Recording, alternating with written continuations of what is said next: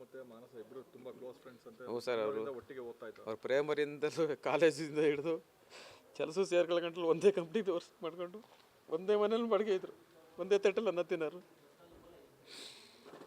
ಒಂದೇ ಸಲ ಸತ್ತೋದ್ರಿ ಇಬ್ಬರು.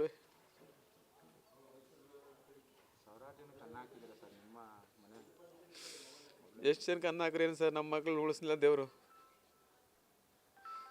50 ಜನ ಕೇಳಿದ್ರೆ 50 ಜನ 100 ಜನ ಕೊಡಿ ಊಟವ.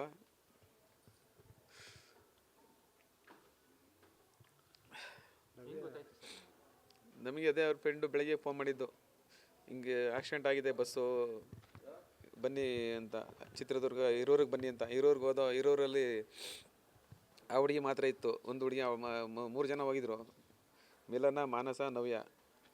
ಅದರಲ್ಲಿ ಒಂದು ಹುಡುಗಿ ಬಚಾವು. ಅವಳೇ ಫೋನ್ ಮಾಡಿ ಹೇಳಿದ್ದು, ಬನ್ನಿ ಆಗಿದೆ ಅಂತ. ಬೇರೆ ಹಾಸ್ಪಿಟ್ಲಲ್ಲಿ ಶಿಫ್ಟ್ ಆಗಿದ್ದಾರೆ, ನಾನೊಂದು ಹಾಸ್ಪಿಟ್ಲಲ್ಲಿ ಇದ್ದೀನಿ ಅಂತ. ಅವಳಿಗೆ ಬದುಕಿದ್ದಾಳೆ ಅಂತ ತಿಳ್ಕೊಂಡಿದ್ದಾಳೆ ಅವಳು, ಅವಳಿಗೆ ಗೊತ್ತಿಲ್ಲ. ಅಲ್ಲಿ ಹೋದ್ಮೇಲೆ ಗೊತ್ತಾಗಿದ್ದು ನಮಗೆ. ಬಸ್ಸೊಳಿ ಅದು ಬಸ್ಸು ಕಂಟೈನರು ಅವ್ರು ಕುಂತಿರೋ ಸೀಟ್ಗೆ ಕರೆಕ್ಟಾಗಿ ಹೊಡೆದೈತೆ. ಮೋಸ್ಟ್ಲಿ ಅವ್ರಿಗೆ ಬಸ್ಸೊಳಗೆ ಜ್ಞಾನ ಕೆಟ್ಟೋಗಿದೆ. ಕೆಟ್ಟೋಗಿ ಅವ್ರಿಗೆ ಈಚೆಗೆ ಬರೋಕ್ಕಾಗಿಲ್ಲ. ಈಚೆಗೆ ಬರೋಕ್ಕಾಗದಲ್ಲಿ ಅಲ್ಲೇ ಸುಟ್ಟೋಗಿರುತ್ತೆ.